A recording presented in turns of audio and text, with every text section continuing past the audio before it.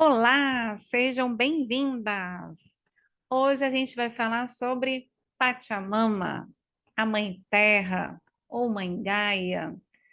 A gente vai falar só sobre esse organismo vivo que você vive, né? Que nós vivemos.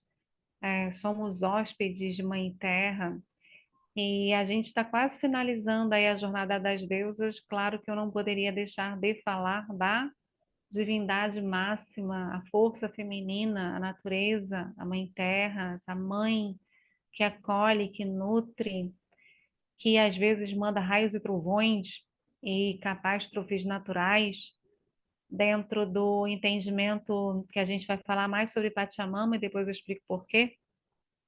Mas dentro do entendimento dos povos andinos, falavam que se os povos, né, abusassem um pouco de explorar, entre aspas, a mãe terra, se eles não tomassem somente o necessário, Pachamama então enviaria raios e trovões e tempestades e seca e movimentos climáticos que impedissem a colheita, né? Então, antigamente, hoje em dia não, hoje em dia a alimentação, a nossa alimentação é o mais processada possível, mas antigamente existia esse máximo respeito à grande deusa, à grande mãe, à mãe terra, por entender que sem alimento, sem vida, né? Sem nutrição, sem continuação da vida. E nada é mais empoderador para um ser humano do que a gratidão, né? Não há força maior, na minha opinião, do que amor e gratidão. E a maior gratidão que a gente deveria ter deveria ser a essa deusa primordial que é: estou viva, estou aqui, estou nutrida, tenho esse acolhimento da Mãe Terra. A gente passa o dia aí sem perceber o quanto que a natureza é essa parte de vida, né? A natureza é esse colo de mãe, a natureza é esse movimento de sagrado, né? Do feminino sagrado, que é o que a gente veio falar aqui. Então vamos falar de Pachamama e Gaia, né? A mitologia da Pachamama é a mitologia inca e a mitologia que fala sobre Mãe Terra, Gaia, é a mitologia grega. Então, eu já vou começar falando a gente falou sobre várias deusas, né? Mas a deusa primordial, a deusa mãe, é a Mãe Terra. Então, lá nos tempos sagrados, né, onde a mulher ainda era uma deusa há 5.000 anos, quando não existia patriarcado, mais ou menos 5.000 anos, entendia-se que essa força primordial, essa força da grande mãe, era uma só. E conforme o patriarcado foi tomando mais força, para ela não deixar de existir, uma forma de resistir, né, a esse esquecimento imposto por uma sociedade patriarcal, começaram-se a então contar histórias de deusas, né? Então ficou a deusa do amor é Afrodite, a deusa da governança era, né? A deusa dos estudos e da sabedoria, a Atena, né? Estou falando mais da mitologia grega. Mas ainda existem povos que ainda têm esse olhar não subdividido da grande mãe, da deusa, que são os povos andinos, que eles olham ainda a Pachamama, ainda existem festivais para Pachamama e essa honra e reverência a Pachamama. Pachamama no entendimento de grande mãe, né? No entendimento de que a gente está aqui de passagem e a gente deveria ser mais respeitoso com a natureza, respeitando então essa sabedoria ancestral de somente o necessário. Eu vou pegar da Mãe Terra somente o necessário para minha nutrição, não sair aí, né, explorando sem fim, explorando com essa ambição e com essa ganância que a gente vê, esse descontrole, né, e causando grandes incêndios e grande desmatação, e aí aquecimento global, e está quase impossível de viver.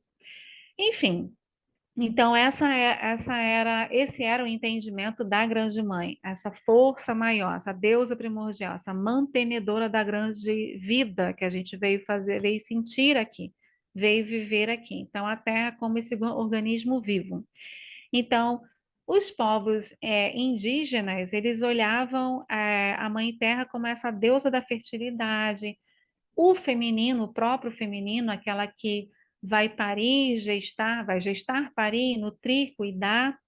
Ela é a grande maternidade, ela é a deusa máxima que cria tudo que tem forma de vida. Então, ela é a deusa protetora e nutridora que está nas plantações e nas montanhas.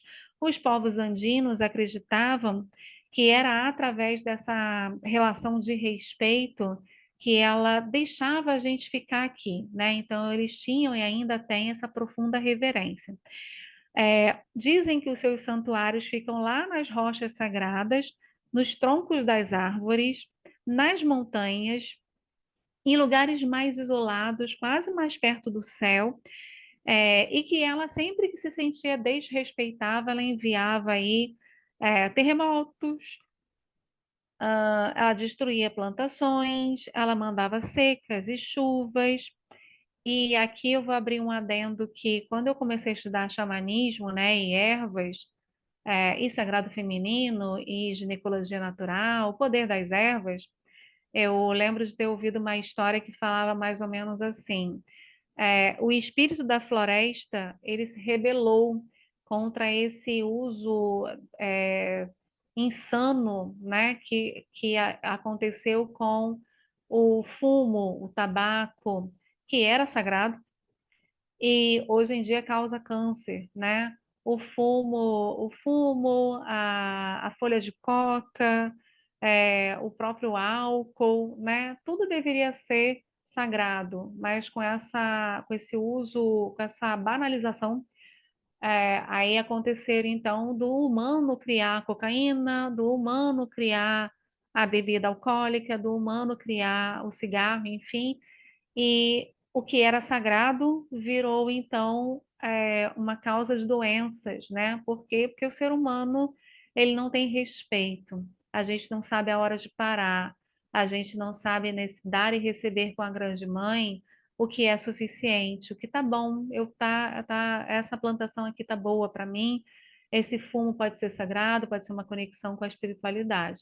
Então, o espírito da floresta se rebelou mostrando o verdadeiro poder de Pachamama, o verdadeiro poder da Grande Mãe.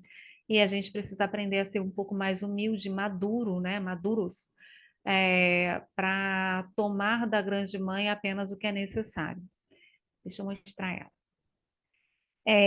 Ela é representação, então, do planeta Terra como uma grande mulher. Veem ela, né? Os povos andinos conseguem vê-la como uma mulher e como essa forma feminina em tudo, nas árvores, nos animais. Ela está relacionada com alguns animais, como a víbora, como um porquinho, que eu vou tentar falar o nome, que é o quirquincho. Dizem que ela carrega bolsas de ouros, de pratas, de joias, e que ela está sempre acompanhada por um cão. E essas bolsas, ela pode doar essas riquezas para quem ela sentir que tem bondade no coração e que vai perpetuar o nome dela, ela vai entregando colheitas fartas e riquezas. É, ela é entendida então como fisicamente essa energia feminina universal, também é chamada de mãe do tempo e chamada mãe da fertilidade, do plantio e da colheita. Então, algumas lendas dizem que também você pode vê-la através de um dragão ou de uma serpente, ela é representada. Então, pessoas que sonham com serpente, pessoas que sonham com dragão, pessoas que têm meditações e aí veem dragões, pode estar relacionado a Pachamama. Pacha significa universo, mundo, lugar, tempo e mama, mãe, não é mesmo? Os povos andinos fazem festas sempre para ela, e sempre antes de se alimentar ou nas reuniões, nas grandes celebrações, eles sempre fazem um brinde à Pachamama.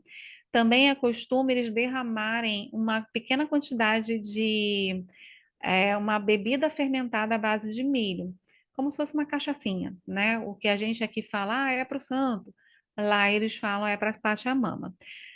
No dia especial, que daqui a pouco eu vou falar, As pessoas enterram comida, jogam doces e queimam incenso para agradecer a Pachamama por suas colheitas. Então, no dia 1º de agosto é celebrado o dia de Pachamama e feitos sempre rituais de limpeza para afastar os maus espíritos e de abençoar as colheitas. Então, neste dia 1º de agosto, no dia de Pachamama, não se pode mexer na terra, não se pode plantar nem colher. A terra precisa descansar. E na noite anterior, as famílias se preparam para honrar essa grande divindade. E aí eles dançam, cantam, cozinham, e o primeiro pedaço não, o primeiro prato dessa comida que é feita por todos, né? Diz que o dono da casa, a dona da casa, primeiro precisa servir Pachamama. E esse prato de comida é colocado ali perto da terra. E depois das comemorações, enterra-se tudo que sobrou, né? E a comida, que é o primeiro prato entregue a Pachamama, também é enterrado perto da casa, no quintal da casa. E aí dizem que isso faz com que ela se sinta sempre bem-vinda na casa e respeitada, entregando assim uma excelente colheita para as plantações seguintes, né? Depois, essas celebrações terminam ali perto de um riacho ou de uma lagoa, e também colocado assim, né, aos pés do riacho, da lagoa, enfim, comida, bebida, folhas de coca, charuto, batata, vinho, essa bebida fermentada à base de milho. E tem também um desfile que é feito com as mulheres mais velhas da comunidade. E aí elegem a mais senhorinha da comunidade como a rainha do ano. Ela é o símbolo vivo de Pachamama. Ela é o símbolo da sabedoria, da vida, da fertilidade e da reprodução. Ela também é tão sagrada que aí em outras situações, hoje até a religião católica principalmente entra, na própria igreja ela é reverenciada com uma grande quantidade de terra no recipiente. Então, até nos rituais, né, digamos assim, mais do cristianismo, que aí entra a cultura mais atual e não a cultura ancestral dos andinos, é visto que a Pachamama é bem-vinda e respeitada e celebrada em todos os povos, em todas as culturas e religiões. Então, trouxe aqui essas fotos que eu peguei da internet desse movimento de que eles abrem um buraco na terra e se esse buraco na terra se soltar com facilidade, significa que a próxima colheita será abundante. Se tiver uma dificuldade, aí é para ficar preocupado. Mas eles pegam esse primeiro dia, né, o dia 1º de agosto, para eles fazerem essas celebrações. Então, tem doces, tem oferendas, tem pratos que fizeram, o povo se reúne, é uma celebração. E a personificação, né, a pessoa, a senhorinha de mais idade e que mais parece com Pachamama, é celebrada e ela executa um papel importante nessas celebrações. Importante, antes de ir para a próxima tela. Por que que eu trouxe Pachamama e por que que é tão importante? Por que que eu escolhi Pachamama e não falar somente sobre Mãe Gaia, embora seja a deusa primordial, a deusa da fertilidade, a Mãe Terra? Porque a minha ancestralidade é andina, né? A minha mãe é colombiana, a minha avó veio do Peru, a minha bisavó veio do Equador. Então, pesquisando sobre minha ancestralidade, eu me vi muito presente nessas mulheres e muito abençoada por ter vindo de mulheres que eu só via como mulheres muito sofridas, muito guerreiras, muito tiveram uma dificuldade, que trabalharam muito e que sofreram muito, mas eu quis trazer aqui também essa honra e reverência à minha ancestralidade e a essa força vital, essa força divina, essa força feminina que eu honro e sou muito grata, né? Por minha vida ser tão mais leve, por minha vida ser tão mais até simples, que elas tiveram uma vida até mais difícil e mais pesada, mas elas pagaram um alto preço, né? E eu faço a minha vida valer cada preço que elas pagaram.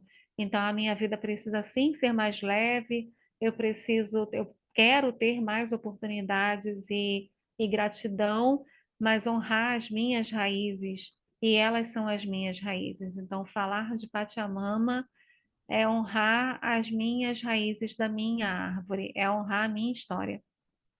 E honrando a nossa história, a gente se sente mais forte. Sabendo de onde eu vim, eu sei para onde eu vou. Eu sei o preço que foi pago. E por isso eu faço muita coisa boa na minha vida acontecer, porque eu sei o preço que foi pago.